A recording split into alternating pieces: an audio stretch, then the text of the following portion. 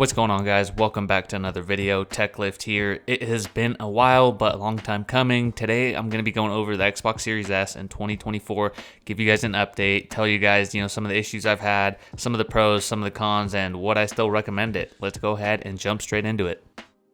Alright guys, it's been a little while since we've talked about the Xbox Series S. I know that's basically what brought a ton of people to this channel, and I kind of stopped, going over it just because of, my past videos, my reviews, my updates, my setup, etc. And I didn't really have anything new to share, but over the last few months, I want to say maybe even almost a year, maybe just a couple months, I've had some things come up that I've started to kind of see that this thing is definitely not invincible, that it does have some bugs, some issues. And as you guys can see, I have a whole new setup. It's nothing crazy, but I did just want to update you guys, give you some thoughts, give you some, real world pointers and tips on what to expect with ownership of this thing. I know a lot of people are holding off on these new next gen consoles. I know I personally got a lot of people to buy into the next gen consoles. And guess what, guys? I don't have an Xbox Series X. I don't have the big black one. I don't have a PS5 or a PS5 Pro or anything like that. I have the simple little Xbox Series S, just the digital console version only, which is the little white one, as you guys can see here. It has been a powerhouse over the last few, I want to say 2 years that I've had it. Absolutely has blown my mind since, day one. 2 years later, however long it's been since the release of it, I pretty much got it when it released. I am still so impressed with the graphics, especially this new Black Ops 6 game. Just anytime I power this thing up, it looks amazing. I was rocking a previous monitor. Now I'm on a semi big screen. I believe it's a 65-inch LG TV. It's not one of those crazy OLED TVs. It's pretty good TV, pretty decent, but it's definitely not the top of the line ones. And guess what? This thing looks insane. Just, from powering it up, watching movies, whatever it is, and now playing Xbox on it, Xbox Series S. Obviously, I'm getting the enhanced graphics and all that. I've just been blown away. This has been one of the best purchases tech-wise in a long, long time. Apple keeps coming out with new stuff, and it's pretty much the same thing over and over again. You can really, really tell the difference going from the old-gen Xboxes to this new gen, and even just the Series S. It's just as capable as the X. It's just as capable as the PlayStation 5s. You do get a little bit better, resolution and graphics with those other ones, but, day-to-day person's not going to really be able to tell all that much. I'm impressed just with the Series S and this LG TV. Like I said, it's not like an OLED, top-of-the-line one. It's still a good TV, but it wasn't crazy expensive. Sorry, guys, I can't really give you the price because I don't really remember. I just remember it didn't break the bank at all, and I bought it off of a whim.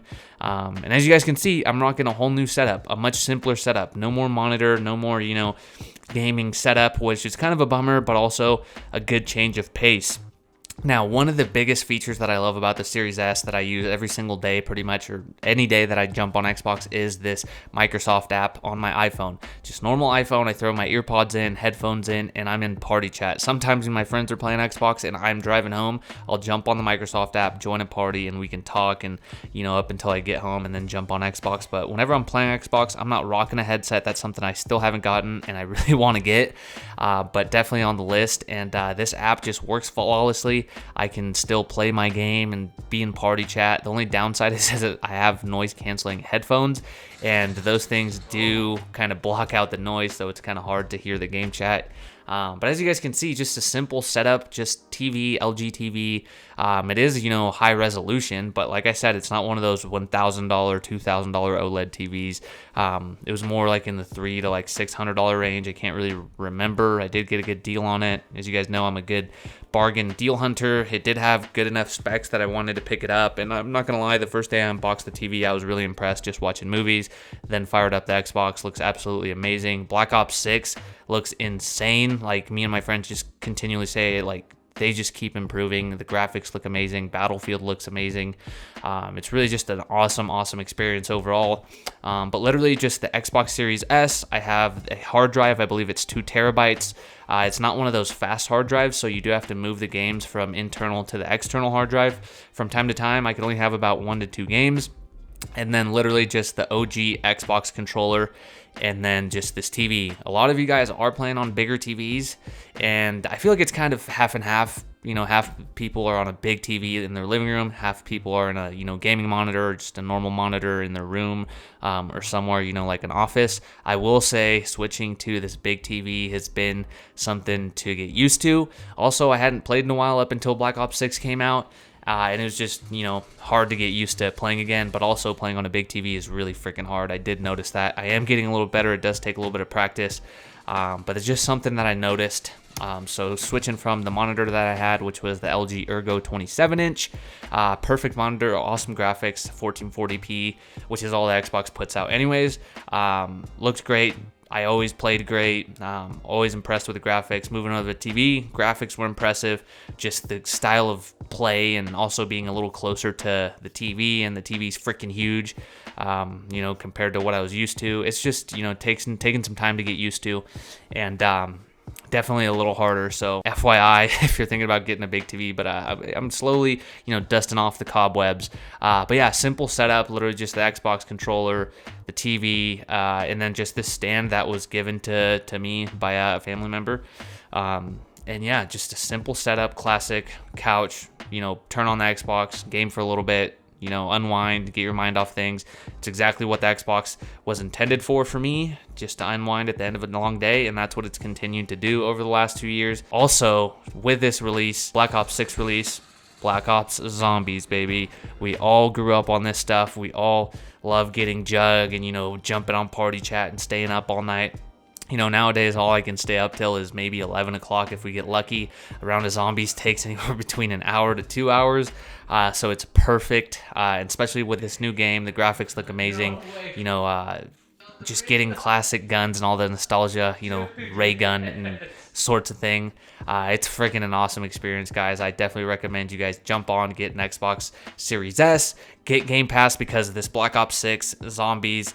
It's all included in Game Pass, so you guys can, you don't have to break the bank and buy a $70 game on top of your Xbox. Just buy your Xbox. It'll probably come with a month of Game Pass, and then boom, you're good to go. Jump on Zombies, round up the troops, and you're good to go. I've been having an absolute blast lately. So do I still recommend it in 2024? 110% yes. There's so many new and awesome titles coming out lately. We got the new Madden, we got the new NCAA, classic college football games. You have Fortnite. You have just an array of different options for everyone in the family. You have FIFA.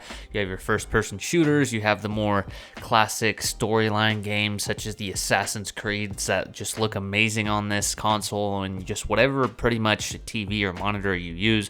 It all looks really cool. It all plays really nice and smooth. It's just an overall awesome experience, and it's not really going to break the bank. It's only around $200. Maybe you can get a deal at Costco. But yeah, it's pretty awesome. I haven't really had any issues other than my controller giving out. And honestly, after, the release day, the controller thumbsticks, joysticks were kind of getting stuck, and I knew that it was an issue because my home screen would just randomly scroll and not stop scrolling. It was getting me super frustrated because I was having a hard time on Call of Duty and different games, so I ended up picking a new controller. Shout out to Target. I got a $70 controller for $40, and that just goes to show, guys, just hunt for those bargains. You don't need, the latest and greatest, top-of-the-line stuff. Just get the job done. Went with a classic Xbox-branded wireless controller, tried and true, trusty, and yeah, I've had no issues with it. I know it's quality. I know it's going to last me a long time, and I'm also rocking this rechargeable battery pack. I'm not a fan of those AA's. I picked up this $20 rechargeable kit from Walmart, I believe, when I first got the console. It was $15 to $20. It hasn't failed me since. You can charge while you play. The cord is super long, so you can literally extend it from, the outlet all the way to where you're sitting. Charge up, play. By the time it's, done charging, you've been playing the entire time, and you're fully charged and ready to rock again. And on the topic of you just being seamless and ready to go super quick, the startup time on this Xbox is insanely fast. You can literally pick up the Xbox, turn it on, and jump into a game in a matter of minutes compared to the last previous, generational consoles where you're waiting for, it seemed like forever. Now you can literally load up a game super quick, get in a quick, 15, 20-minute round just to kind of de-stress or, get a quick round in, whatever it is. And you're off to the races. You can even switch games using the quick resume feature, which I absolutely loved. That's insane. Jumping from Battlefield to, you know, maybe it's Call of Duty or FIFA or NC Dub, whatever it is. It's super cool to just be able to jump into, you know, different games super quickly. Maybe you're waiting on a friend to log on, or maybe you're waiting for a round to end or something like that. You can really just switch between the games super fast, and that's for the Xbox Series S and X optimized games, which is super cool. One thing I did find in terms of optimizing my personal setup here is my TV also had different game modes, just different display modes, and with that I chose the game optimized one. I think it ups the refresh rate. The sound is awesome. You can hear footsteps out of left or right. It just really changed the overall experience, but I didn't think it was going to make a big impact, and it really did. So absolutely loving that about the TV. So look into that if you have a monitor, a TV, whatever it is. Just kind of optimize your experience. Tiny little powerful and fast console. Highly recommend it. Still in 2024. This little console is the GOAT. It's literally the best bang for your buck that you can get. Again, it's not going to be your end all be all, but in terms of getting up and running on this next gen, this thing is what you're going to need. You're going to get the performance, you're going to get the graphics, you're going to get all the latest and greatest games. You're going to be able to just boot up games super quick, play. Maybe you're not an intense gamer. You're going to be able to get the full experience. Maybe you are a crazy intense gamer, but you don't have the budget for the X or a PC or whatever. You're still going to get the full experience. So this thing is a must buy. That's going to go ahead and do it for this video, guys. I'll do another video on my setup. Hit that like button, hit that subscribe button, guys. Catch you guys in the next one.